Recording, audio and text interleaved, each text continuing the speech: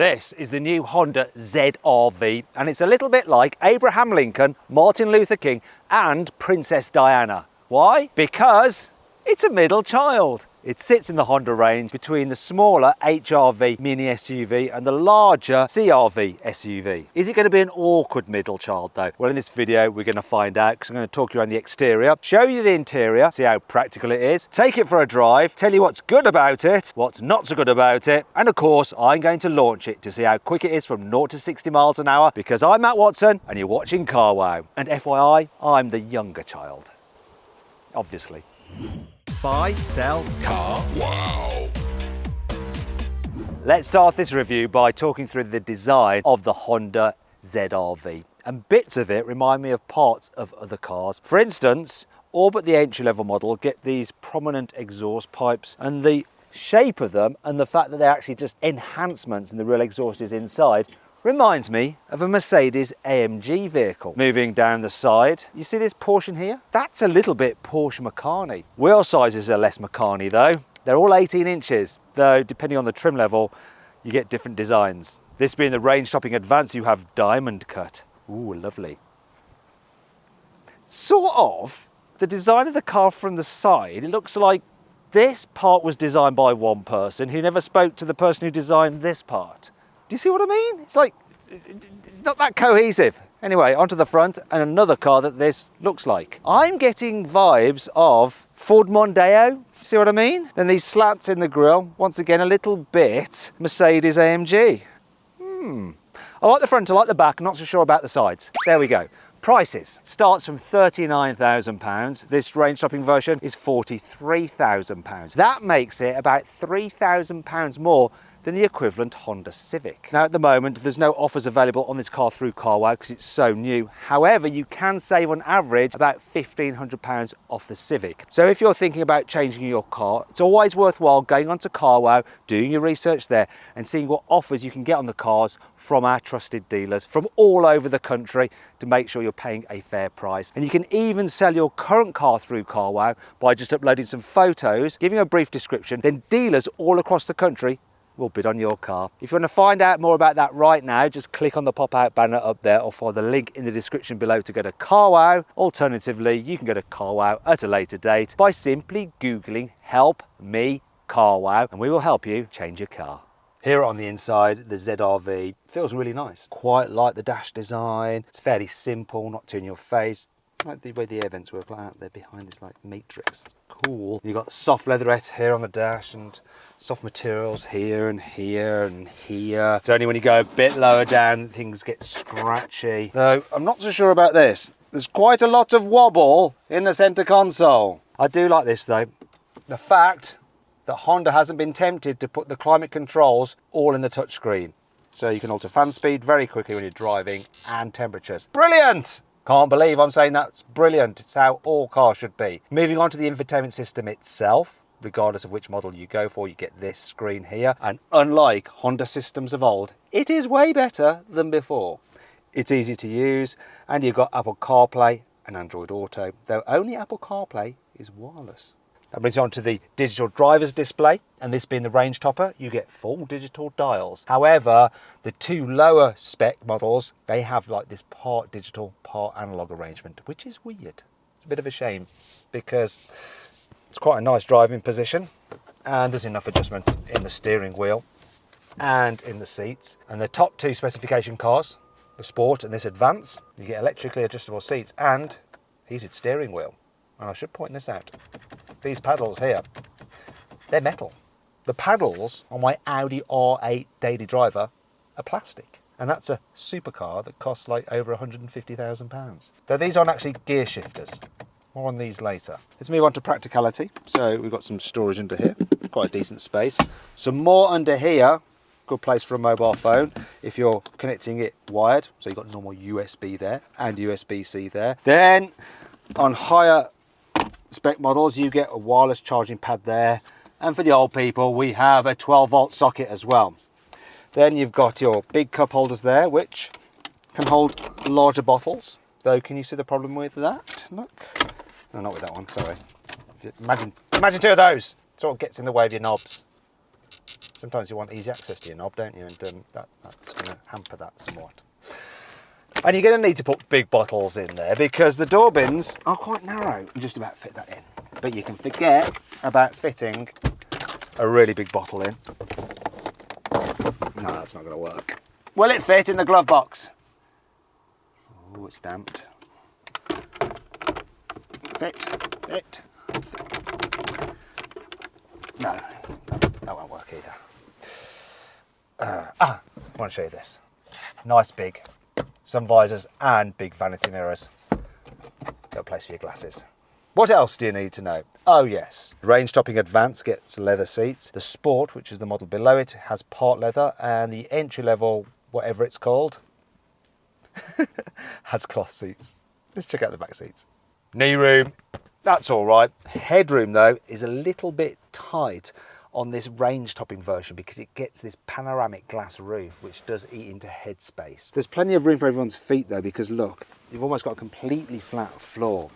The problem is this car isn't all that wide, so it feels a little bit of a squeeze with 3 people in the back at once. I do think that a Volkswagen Tiguan just feels roomier and better for carrying passengers in the back. And if you want to see my full in-depth video review of that car, click on the pop-out banner up there, follow the link in the description below. Speaking of which, when it comes to fitting a child seat, the ISOFIX anchor points are really easy to get to. The problem is that you do have to move the front passenger seat forward a bit to fit a rear-facing bulky seat. Another thing I've noticed is this. Because you've got batteries underneath the floor and to still maximise headroom, Honda have had to fit this with seats which are quite low down. As a result, you don't get much under thigh support. You can sort of stretch out underneath the seat in front of you to help a little bit, but you do feel like your knees are a little bit higher than you'd otherwise like. In terms of other things to note, you've got some big old pockets. Look at the size of those! You've actually got all right door bins back here. They seem slightly larger than the ones in the front. It's easier to fit that bottle in. I'm not having to shove it in aggressively. You've got a couple of USB ports there. You have an armrest with a couple of cup holders there. And this is a shame. The rear window doesn't go all the way down. But look at this. Heated seats here in the back. That's quite good. Is all forgiven? Not quite. And that brings me on to the boot. The ZR-V has a luggage capacity of 380 litres, which isn't all that much for this type of vehicle. For instance, a Nissan Qashqai has over 500 litres of load space. And if you want to see my full in-depth video review of that car, click on the pop-out banner up there, or follow the link in the description below.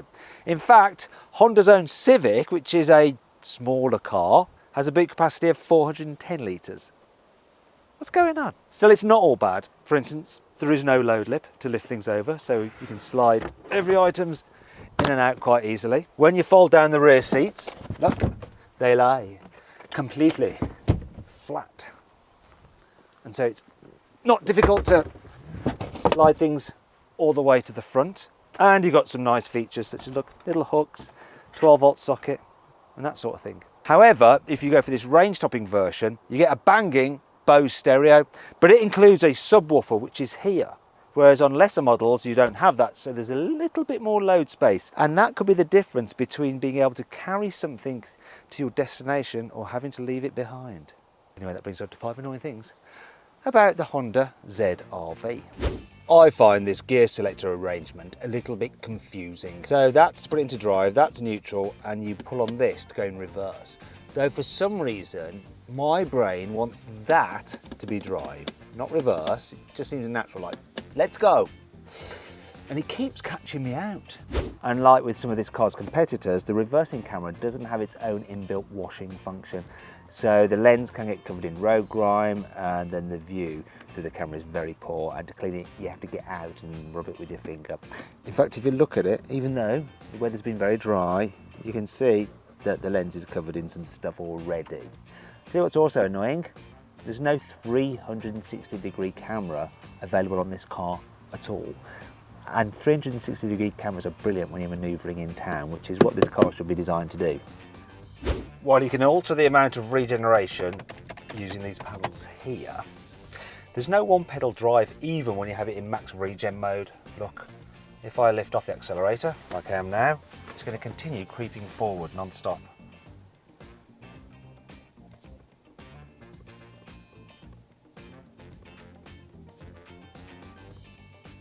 going up a hill. So it's not going particularly quickly, but it's still going forward into this tree.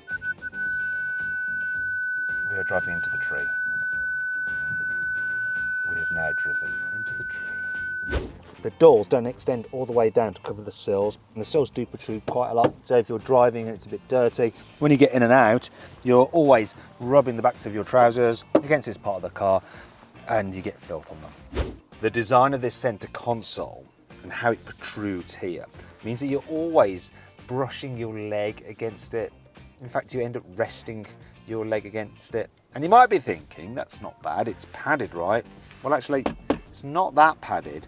And the way it's positioned is just directly on that little sticky outy bit of bone here on your leg. I hope everyone else has got this as well, otherwise I'm just weird. Sorry to flash my knees, but look, you can see, look, see, it just rests there. Just rests there where the skin is really thin. Hurts after a while. Thankfully, this car has plenty of cool features to help make up for all this.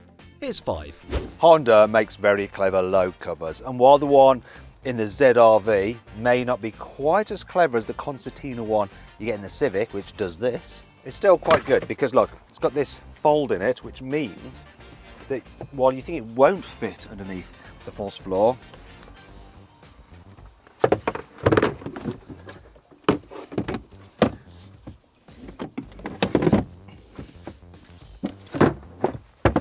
it bloody well will! Adaptive cruise control comes as standard across the range, so it will use a radar to keep you a safe distance from the car in front, automatically accelerate and brake to maintain your speed, and it will auto steer to keep you in lane. The range-topping advanced version of the ZR-V, which is what this car is, comes with a heads-up display as standard. And what's really cool about it is that the collision detection system not only flashes a warning on the dash if it thinks you're going to drive into the car in front of you, it also flashes it up in the heads-up display where it's much clearer to see. Here's a little clip of it happening now as I try to drive into the back of our camera car. It's clever, isn't it? This might not be a proper off-roader, but you do get electronic hill descent control, and it allows you to control the car's descent between 2 and 12 miles an hour. You set the preset, and then the car will automatically apply its brakes as you're going down a hill to make your descent controlled. Let's say you've gone shopping for a nice young man. You can have your hands full, right? So what you can do is press this button here, and it means that if you've got the key in your pocket and you've got your hands full with your shopping, and you walk away, obviously you can't shut the boot with your hands, it'll automatically shut. God, you're quite a heavy young man. You can only get the Honda ZR-V with one engine choice, and it's a 2-litre petrol. However, the way it works is a little bit different. You see, it actually acts as a generator to charge a battery, which then powers a motor that drives the front wheels. Though, under certain circumstances, the petrol engine can couple to the front wheels to provide some added drive. It's all a little bit confusing. The car's also an automatic only. It uses a CVT gearbox, which is slightly unlike any other CVT I've tried before, and you'll see why when I drive it. Anyway, total power output, 184 horsepower. In terms of trim levels, there's just 3 to choose from, and I've forgotten all of their names. So if you want to find out what my favourite trim level is, click on the pop-out banner up there. I'll find the link in the description below, because I've configured one using the carwow configurator. Anyway, now let's drive this thing.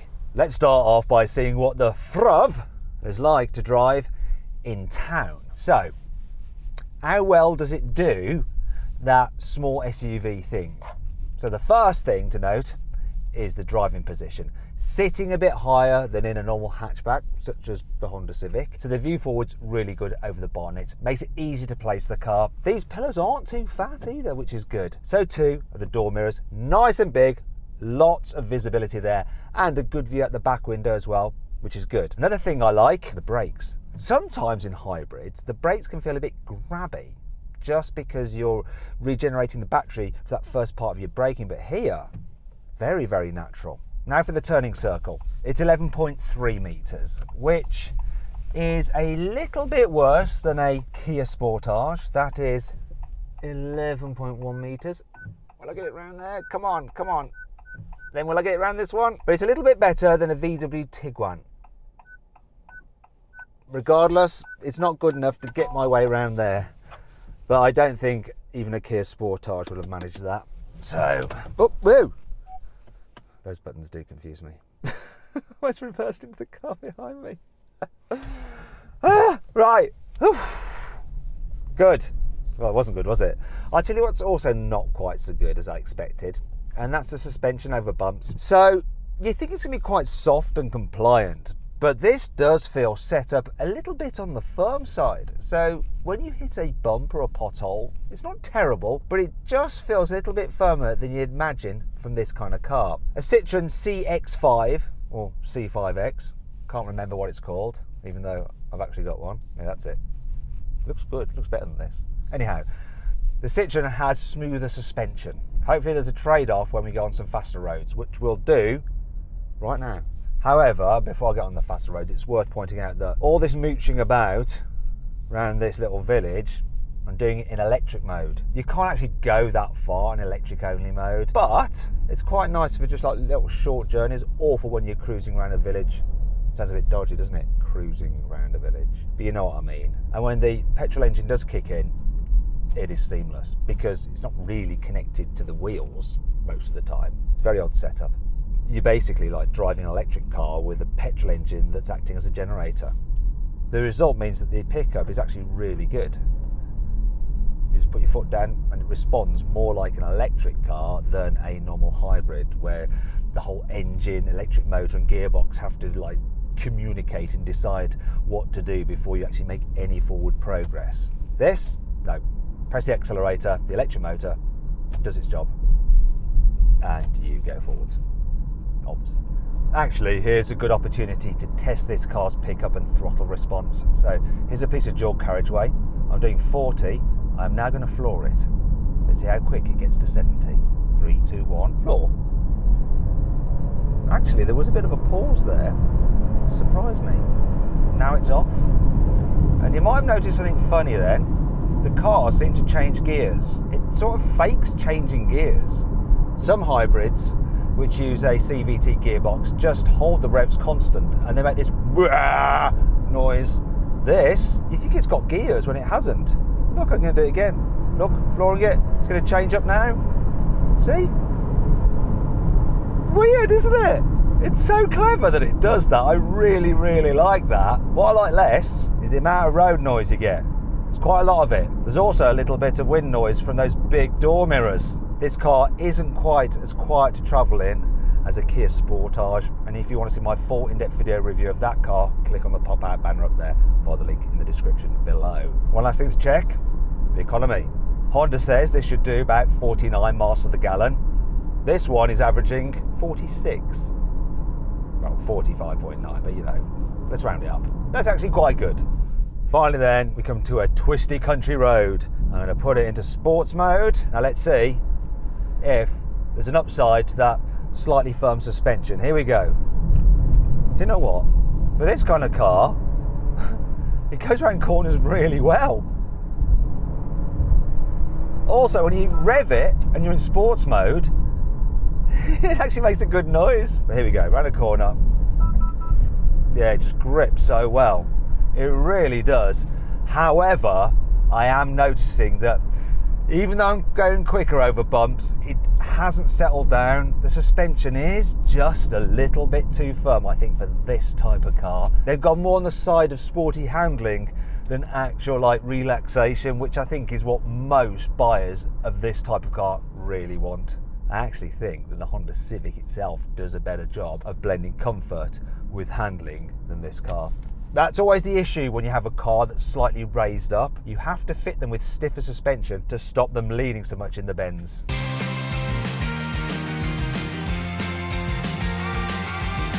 So then, what's my final verdict on the new Honda ZR-V? Should you avoid it? Should you consider it? Should you shortlist it? Or should you just go right ahead and buy it? Well, I reckon you should consider the ZR-V. It's an alright car. It's just not quite as practical as many of its key mid-size SUV competitors. Anyway, I hope you all enjoyed the video. If you did, give it a like. Let me know what you think of my verdict in the comments below. Click on those windows there for some more videos, and on that box there to go to CarWow to sell your car the easy way. Thanks for watching.